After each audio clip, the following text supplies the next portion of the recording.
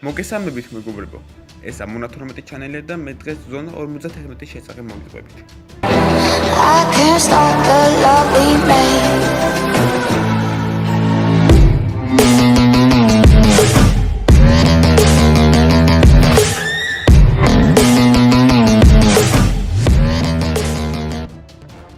როგორც მოგეხსენებათ მეგობრებო, ზონა 51 საიდუმლო სამხედრო ბაზაა, რომელიც არც ერთ რუკაზე არ არის აღნიშნული. ის წლების მანძილზე მსოფლიოს ყველაზე დიდ საიდუმლოებებს შორის ერთ-ერთ განსაკუთრებულ ადგილს იკავებდა. მისი არსებობა ოფიციალურად კი მხოლოდ მე-20 საუკუნის 90-იანი წლების ბოლოს აღიარეს. ამერიკის ხელისუფლება ზონა 51-ის არსებობას თითქმის 69 წლის მანძილზე მალავდა. 2013 წლის აგვისტოში ამერიკის ცენტრალური დაზვერვის სამმართველომ როგორც იქნა აღიარა, რომ ეს ადგილი ნამდვილად არსებობს, ზონა 51, რომელიც ნევადას უდაბნოში მდებარეობს.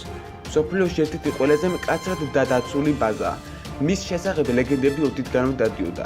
ის იმდენად გაესაიდუმლოებული ობიექტი იყო, რომ ამერიკის შეერთებული შტატების მთავრობა საგულდაგულოდ ანადგურებდა ყველა დოკუმენტს ამ პოლიგონზე, რაც საფუძვლიან ეჭვს ბადებდა ხალხში, რომ ზონის ტერიტორიაზე მფრინავი თებში ინახებოდა, რომელიც ამერიკელებმა სამხედროებმა 1947 წელს ჩამოაგდეს. ხმები დადიოდა იმაზეც, რომ ზონა 51-ში ექსპერიმენტებს ატარებდნენ უცხო პლანეტელებზე.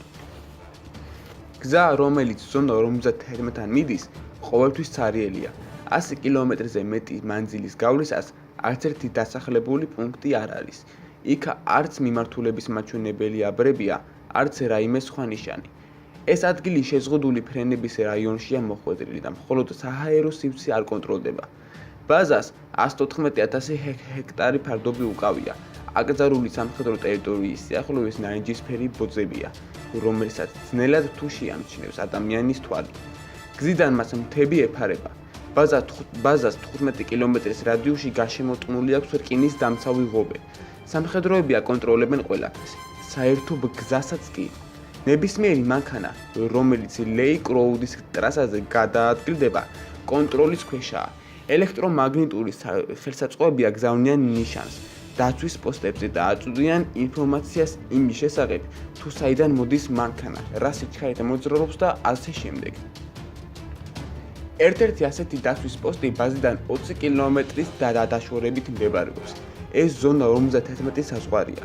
გორაკის მწვერვალზე სათვალთვალო კამერებია. გამაფრთხილებელი ნიშანი კი გამცნობს, რომ გზის გაგრძელება ამ მიმართულებით აკრძალულია. ერთ-ერთმა ყოფილმა დაცვის თანამშრომელმა ინტერვიუში განაცხადა, რომ მათ უფლება ჰქონდათ შორიდან ესროლათ ნებისმიერისთვის, ვინც აკრძალულ ზონაში შემოვიდოდა. ამერიკული აეროკოსმოსური კორპორაციის ინჟინერმა ბოიდ ბუშმანმა სიკვდილის წინ ნიუ-იორკ დეილი ნიუსში ინტერვიუ მისცა, სადაც განაცხადა, რომ ზონა 51-ში მუშაობდა და საკუთარი თვალით იხილა უცხო ცივილიზაციის წარმომადგენლები. 40 წლიანი სტაჟის მქონე ინჟინერმა, რომელიც 78 წლის ასაკში გარდაიცვალა, აღნიშნა, რომ ამერიკის შეერთებული შტატების სამხედროებმა კოსმოსური ხომალდის ნაწილები მოიპოვეს, ეგრეთ წოდებული როზუელსკის ინციდენტის შემდეგ. ეს 1957 წელს ნიუ-მექსიკოს შტატში მოხდა. ინჟინერმა აღნიშნა, რომ უცხო პლანეტელები 200 წელზე მეტ ცოცხლობენ და დედამიწელებს ტელეპათიის დახმარებით ეკონტაქტებიან. 1999 წელს ამერიკელმა ტელემაყურებელმა ეთერში ფიზიკოსი რობერტ სკოტ ლაზარი იხილა, რომელიც ზონა 51-ში მუშაობდა. ლაზარი ირწმუნებოდა, რომ საიდუმლო ბაზაზე უცხო პლანეტელების ტექნიკა ინახება. თანამგზავრიდან გადაღებული სურათების კარგად ჩანს, რომ ზონის ტერიტორიაზე რამდენიმე ფარდულია, მათგან ყველაზე დიდი იტევს ბოინგ 747-ს. 2013 წლის აგვისტოს ზონა 51-ს საიდუმლო გრიპი მოიხსნა. ამ დოკუმენტების თანახმად ზონა 51 ერთადერთი მიზნით შეიქმნა გამოცდილი ყოფილიყო საიდუმლო საფრენი აპარატი, კოდური სახელით აკვატონი.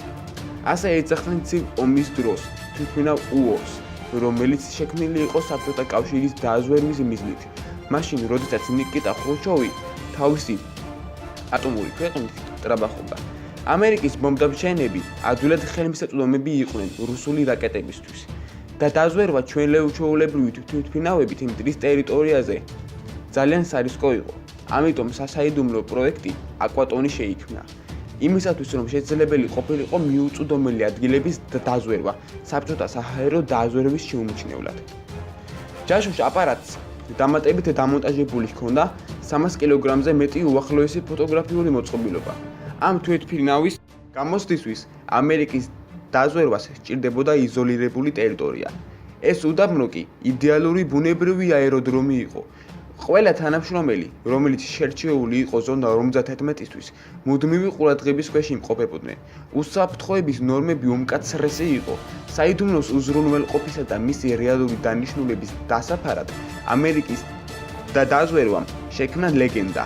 მათ გამოაცხადეს, რომ მაღალ სიმაღლეზე მფრენი თვითმფრინავი U-2-ისთვის განსაკუთრებული ბაზა უოტერთაუნ სტრიტ, ნევადას შტატი იქნებოდა, სადაც მეტეოკვლევები ჩატარდებოდა. 50-იანი წლების ბოლო პერიოდის დოკუმენტებმა დაადასტურა, რომ ამ პროექტზე მუშაობა სხვა სახელმწიფო პროგრამის გამო შეწყდა. ნევადის პოლიგონთან სიახლოვის გამო, სადაც ამერიკა ატომური ბომბის გამოსაც აწარმოებდა. ზონა 51 რადიოაქტიული ნარჩენების ზონაში მოყვა. რადიოაქტიული დაბინძურების საფრთხის გამო ზონა 51 ხალხისგან მოშორებულ ადგილას რჩებოდა.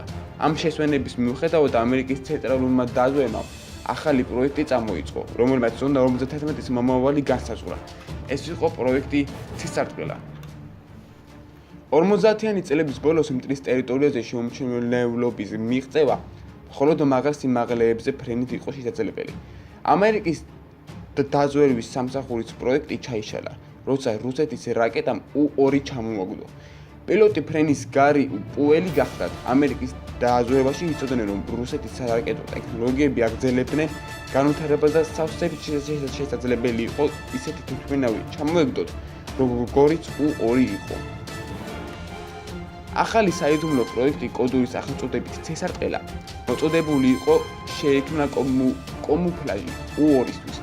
თვითმფრინავს ახალი რადარის ტალღების თანთქავის ზედაპირი გააჩნდა. ამ გარსის დაყენების გამო თვითმფრინავის მოცულობამ საგრძნობლად მოიმატა, რაც ხელს უშლიდა მაღალ მანძილზე ფრენას. ეს მოვალოდ იმით, რომ არ გამართლა ფიქრი ისეთი საფრენი აპარატის შექმნაზე დაიწყეს, რომელიც უფრო მაღლა, უფრო სწრაფად იფრენდა, იქნებოდა ნაკლებად შესამჩნევი რადარებისთვის და უფრო მეტად დაცული. U-2-გან განსხვავებით. ახალი პროექტი ოქსკარტი თავიდანვე გასაიდუმლოებული უნდა ყოფილიყო. პროგრამა იმდენად საიდუმლო იყო, რომ დოკუმენტებსაც არ ჰქონდათ ნიშანი საიდუმლო. თუ ვთქვათ, რომელიმე თანამშრომელს ქარი მოულოდნელად გამოსტატაცებდა ხელიდან დოკუმენტებს, ნიშანი საიდუმლო ყველას დააინტერესებდა. ამ ნიშნის გარეშე ადამიანები უბრალოდ აიღებდნენ ფურცლებს და გადააგდებდნენ ისე, რომ ეჭვიც არ გაუჩნდებოდათ. ამ პროექტების დეტალებს ამერიკის ცენტრალური დაზვერვა რამდენიმე ათასწლეულის მანძილზე საიდუმლოდ ინახავდა. ცოტა ხნის წინ დოკუმენტების პუბლიკაციის ნებართვა დაიშვა. ყოფილი თანამშრომლების უფლება მეცად გარკვეული მოგონებების ხვებისთვისაც გაეზიარებინათ. ერთ-ერთი თანამშრომელი ტორტან ტირი ბარნისია. ის იხსენებს, მე მამოწმებდნენ 3 თვის მანძილზე, სანამ პროექტზე დამიშვებდნენ. იმ მომენტისთვის ოქსკარტი იყო ამერიკის შეერთებული შტატების ყველაზე მნიშვნელოვანი ოპერაცია. ჩვენ გვეკრძალებოდა ნებისმიერი ჩანაწერის გაკეთება და ამ საკითხსაც საუბარი. ის უბრალოდ არ არსებობდა. გასაიდუმლოება ძალიან მნიშვნელოვანი იყო, რადგან რეაქტიული თვითმფრინავის სახელწოდებით A-12 უახლოესი ტექნოლოგიებითა და მასალებით იყო დამზადებული. A-12 ყველაზე კარგი თვითმფრინავი იყო, რაც კეუდესმე შექმნილა. 27 კილომეტრის სიმაღლეზე ტყუილზე სწრაფად გადაადგილდებოდა. ასეთი რამ იმ პერიოდში არც ერთ ქვეყანას არ ჰქონდა. ეს ჯაშუშური თვითმფრინავი დაასაშვებ ნორმაზე 10-ჯერ მეტი სიმხურვალეს უძლებდა, ვიდრე U-2. A-12 ფრენის დროს ძალიან მაღალი ტემპერატურა იყო თვითმფრინავში. მასალა, რისგანაც ეს თვითმფრინავი მზადდებოდა, იყო ტიტანი, რაც ამერიკაში დეფიციტს წარმოადგენდა. ამ მასალას მისი მოწინააღმდეგე რუსეთი ფლობდა. ამერიკამ რუსეთისგან დაიწყო ტიტანის შესყიდვა. რუსეთმა, რა თქმა უნდა, არ იცოდა რაც აკეთებდა ამ მასალით. A-12-მა ზონა 51-ის სტაციონარული ბაზად აქცია. საჭირო გახდა მისი გაფართოება. 2 წლის მანძილზე ბაზის ტერიტორიაზე ტარდებოდა საცდელი კვლევები. 1962 წლის თებერვალში ზონა 51 მთლიანად იქნა აღჭურვილი ახალი მოწყობილობებით. ერთ-ერთი შენობა ემსახურება კვლევის ლაბორატორიას, რომელიც დაკავებულია თანამედროვე ბირთვული იარაღის შექმნითა და დაპროექტებით. ფარდულებში ყველაზე თანამედროვე თვითმფრინავები ინახება, რომლებიც ზონა 51-ში გამოცდების გადიან. საიდუმლო უახლოესი თვითმფრინავი უჩინარი, რომელიც დოკუმენტებში მოხსენებულია როგორც B2, კვირაში რამდენჯერმე ფრინდება ცაში, ბაზის აეროდრომიდან. აქ მსოფლიოში ყველაზე გრძელი ასაფრენი ბილიკია, რომლის სიგრძე 9.5 კვადრატული კილომეტრია. ტერიტორიაზე ასევე ტარდება აკრძალული ქიმიური იარაღის გამოცდაც. ბობ ლაზარი, რომელიც პირველია იმ ყოფილ თანამშრომლების შორის, რომელიც ზონა 51-ის საიდუმლოებებზე დაიწყო ლაპარაკი. ირწმუნება, რომ ბაზის შუაგულში მიწისქვეშ არის საიდუმლო უფოლოგიური ლაბორატორია, რომელიც ამოცნული ფრინავი ობიექტების კვლევებითაა დაკავებული. კიდევ ერთი ყოფილი თანამშრომელი სკოტ რეინი კი ამბობს, რომ ბაზის მიწისქვეშა ფლიგერებში არამიწიერი არსებები იმყოფებიან. მიუხედავად იმ საინტერესო ინფორმაციისა საიდუმლო ზონაზე, რომელიც ცოტა ხნის წინ ფართო მასებისთვის ხელმისაწვდომი გახდა, ბევრი რამ კვლავ დაფარულია. ჩვენი თვალებისთვის ბოლო მონაცემებით ცნობილი გახდა, რომ ლოს-ანჯელესიდან ყოველდღურად ზონა 51-ის მიმართულები დაახლოებით 1500 მუშა მიჰყავთ, რომლებიც საღამოს უკან ბრუნდებიან. რა სამუშაოები ტარდება გასაიდუმლოებული სამხედრო ობიექტზე, ჯერჯერობით უცნობია. დიდი მადლობა მეგობრებო ყურადღებისათვის. ნახვამდის. I can't stop the love we made.